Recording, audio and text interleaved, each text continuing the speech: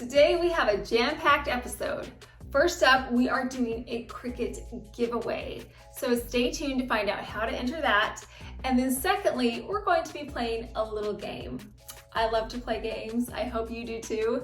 This one is called Did I Splurge or Did I Save? I'm going to be creating two high-end pieces of home decor, and you're going to decide, did I splurge, which is $20 or over, or did I save, which is under $20? We're going to start with this beautiful orchid flower arrangement. It has two beautiful stems of orchids. It's in a decorative glass urn. So I want you to think in your mind, did I splurge or did I save?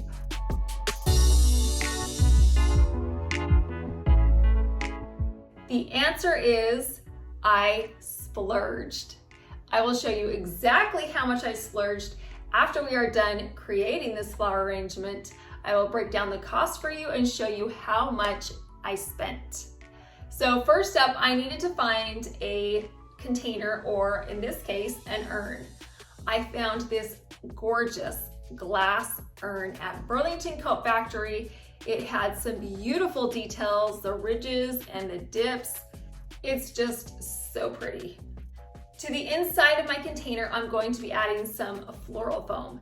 Now, I don't know about you guys, but I reuse my floral foam just because it has a couple little holes in it from some previous flower arrangements. Doesn't mean it's useless. So I'm going to reuse a piece of foam that I already had. I'm going to trim off the edges and cut it into the size that will fit into my glass urn.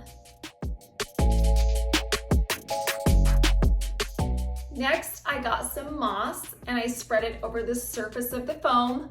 I used some floral pins to secure the moss to the foam. I covered all of the sides, the top and the bottom of the foam until it was completely covered in the moss. Then I pressed the foam and moss into the glass urn. Orchids are one of my favorite flowers of all time. They are just classy and timeless. If you ever want a piece to look high-end, use some orchids because they're modern and they are up to date and they just look expensive. My orchid stems are from Michael's. I purchased two stems. I added this tall stem first. I placed it on the left-hand side and I pressed it into the foam and I curved the top slightly. Then I took my second orchid.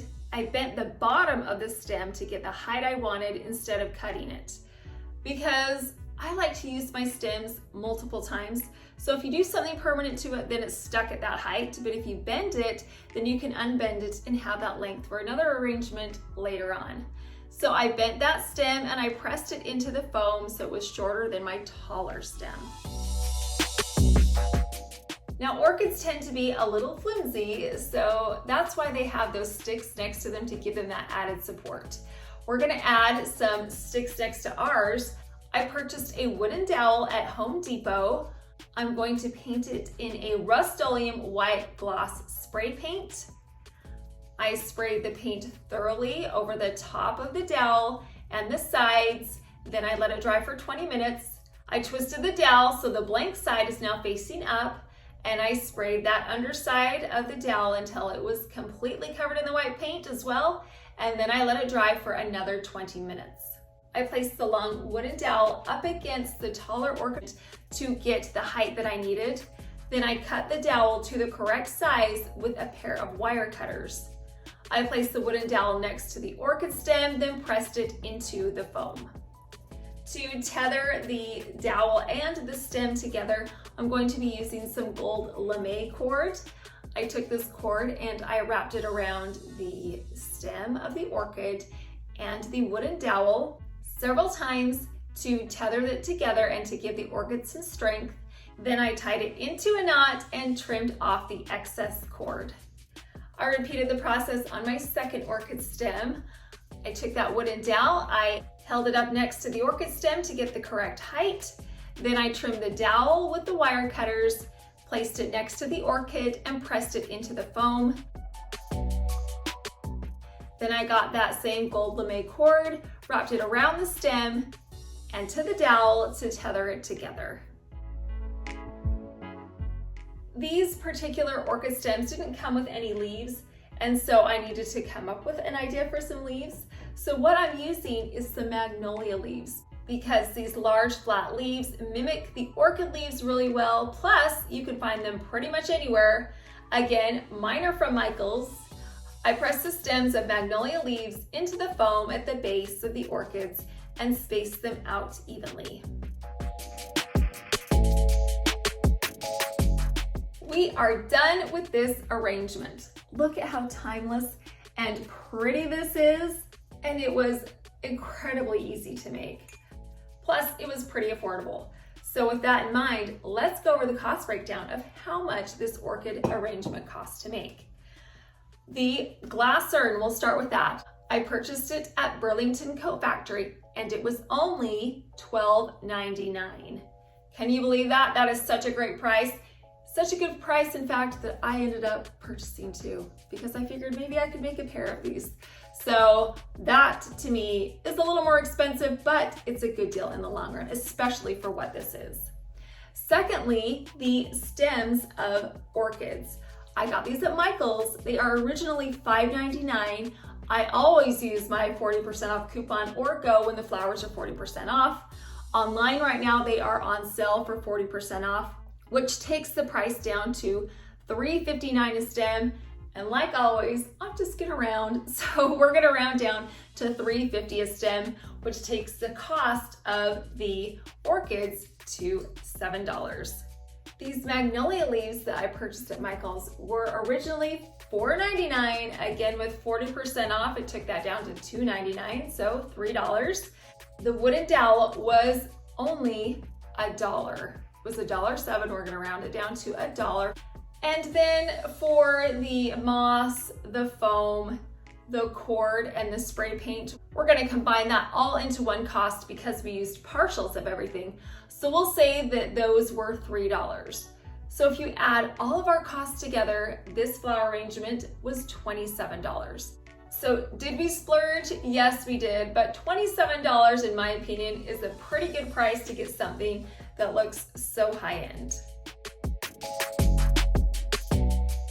My video today is part of a collaboration called Say It With Flowers. There are several wonderfully talented ladies that are participating in this collaboration. One of the best parts about this collaboration is that we are doing a giveaway, and the prize is a Cricut. I love my Cricut. I'm sure that if you win, you will love it too. Now, there are some rules to this giveaway. Not too many though. The first thing that you have to do is just watch the videos in this collaboration and leave a comment with the word Cricut in it.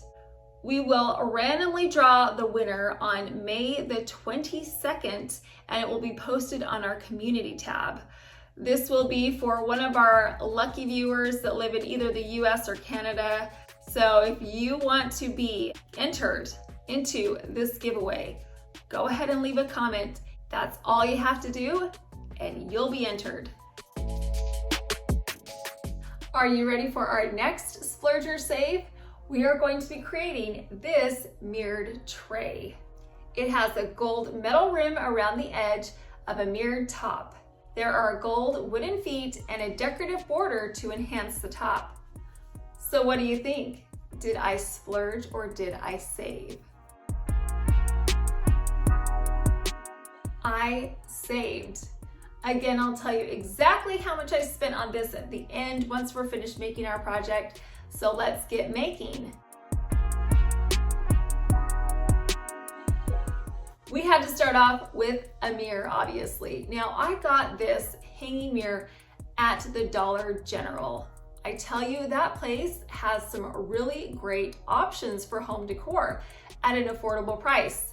As you can see already, it was $5. It's on the outside of the box, so I can't hide that from you guys. But that is a great price for this beautiful gold hanging mirror. To turn this into a tray, I needed to remove the hanging chain. So I got a pair of pliers and I just wiggled out the chain from each side of the mirror. To create the feet for my tray, I'm actually going to be using some wooden doll heads. Pretty random, right? It's pretty unconventional, but I used them on a clock makeover. I purchased a bag of 7 and there were 3 left over. I got this bag of wooden doll heads at Michael's. It sounds silly even just saying them, but they work great. I took my wooden legs outside and I sprayed them in a Rustoleum gold coat spray paint. I sprayed all along the edges and the top to make sure that every little part of the feet were covered in the gold paint. And then I let them dry completely, which took 30 minutes. I first measured out where I wanted the feet to be on the tray, that way they were evenly spaced out. Once I had the location, I got some clear liquid nails. Now, this is a pretty strong adhesive. As many of you know, I am doing a kitchen renovation downstairs, and the clear liquid nails was the strongest adhesive that I could find the quickest, so that's what I'm using. If you don't have liquid nails, you can use some E6000 or some Gorilla Glue. By the way, the kitchen renovation is almost done. I'm hoping it'll be finished this month. I'll keep my fingers crossed and I'll keep you updated as well. So I took the clear liquid nails, I added a dab to the flat side of the wooden foot, then I placed it on the back of the mirror.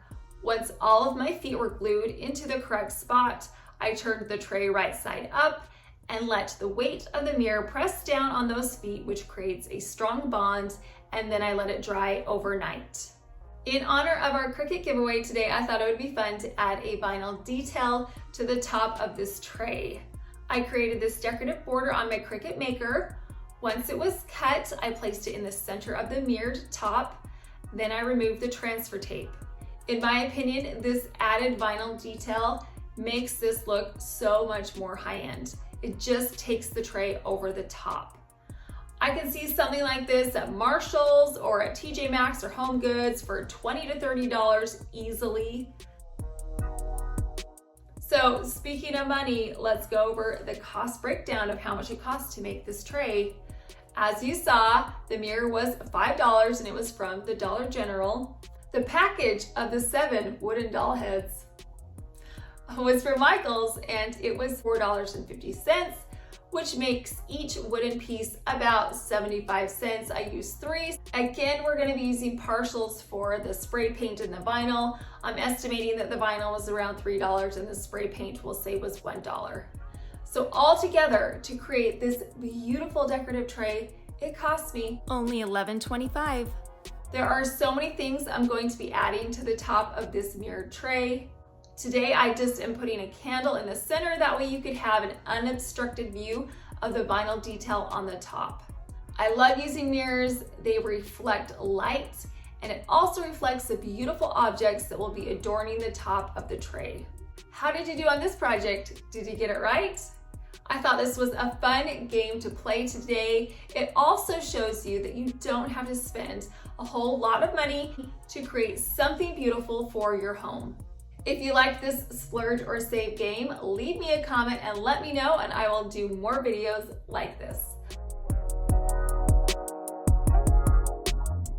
Also, don't forget about that Cricut giveaway, so make sure that you watch the videos in the playlist. Leave them a comment with the word Cricut in it, and you will be automatically entered to win. I hope you enjoyed creating these high-end pieces of decor with me. I appreciate you stopping by. Thank you so much for watching.